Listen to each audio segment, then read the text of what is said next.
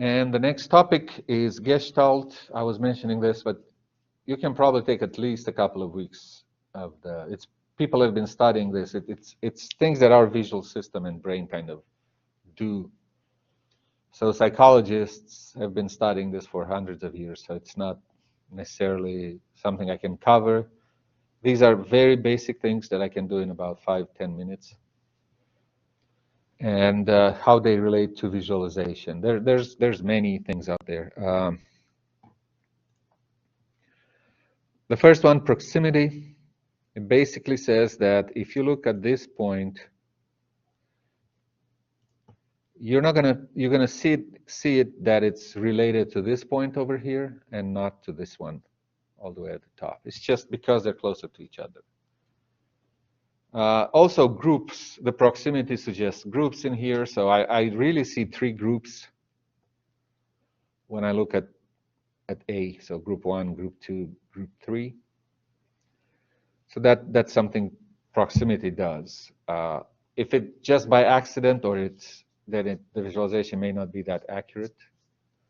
Again, take the accuracy of visualization with a grain of salt. It's not like you want to make it inaccurate. Many times it just so happens you have to have if the design has an axis, then you have to have an axis and it works better. But you may end up putting nominal data on that axis, which is a little bit wasting, but that's all you have. Let's see. Similarity is the second one. So things that look, again, if I select this one, if you look at these two, you're not going to say they are similar to each other. But this one here looks similar to this one over there, even if they're not that close to each other. So similarity can sometimes tell you there is something that these elements have in common. They have the same shape. Maybe they have the same color. So maybe they have the same label. And you kind of get, no matter what their position is, it kind of still tells you these are the same and these are slightly different from each other. So that's how we interpret similarity. Closure is next. Our brain kind of determines the way we see things, and even if we don't see something, our brain might actually fill in the gaps. I have the best examples. You've been using it pretty much for many years. Let me share the screen, and it's everywhere.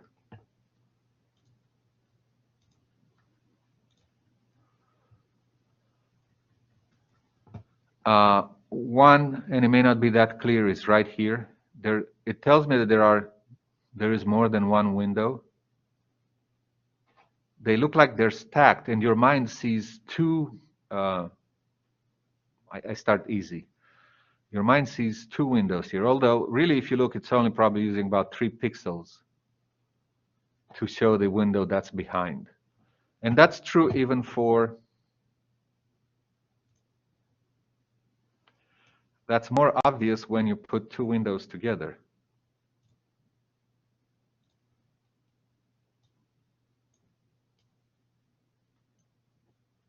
It just got stuck on my other screen.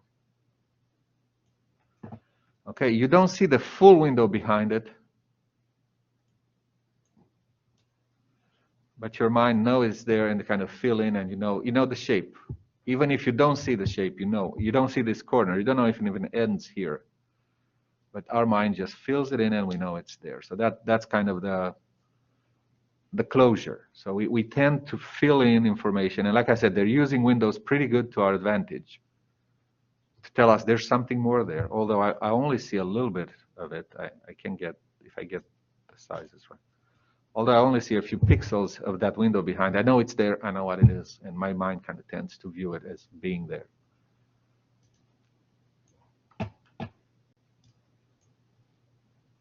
Now go back to the slides.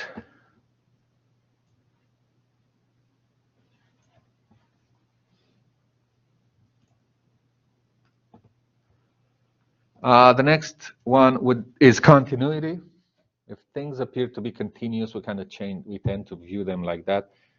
Most people would view this as being 2 lines crossing each other. Although it's really a bunch of points, just like they are here. But they're so long and crossing, it gives you the idea that it's continuous. So we tend to kind of see it that way. And the last one, symmetry. If many times we can use it to our advantage, or it can be something that the data or maybe the way the visualization is designed sometimes creates this symmetry that's not real there.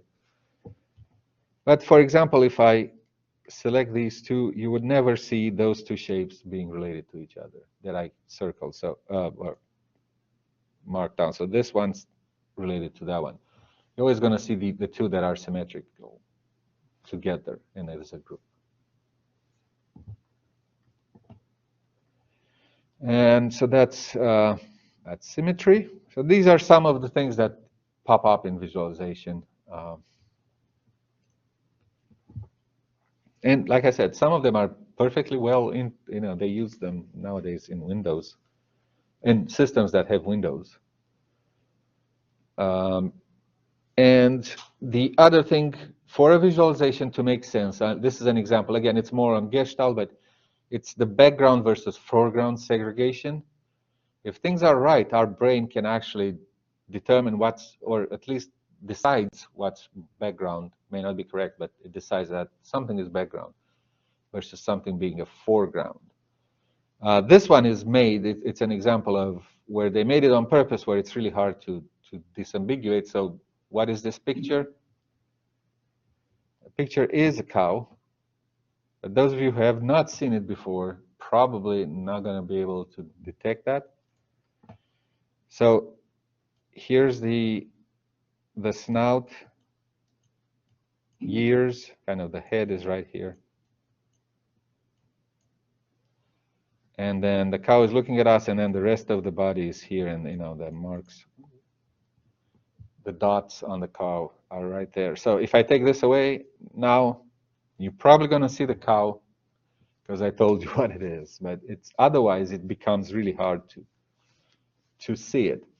So why is this important for visualization? If our marks blend into the background, we'll be able to tell which ones are marks, which one are background. That's not changing. What's data and what's what's not data? What's just there for embellishments and things like those?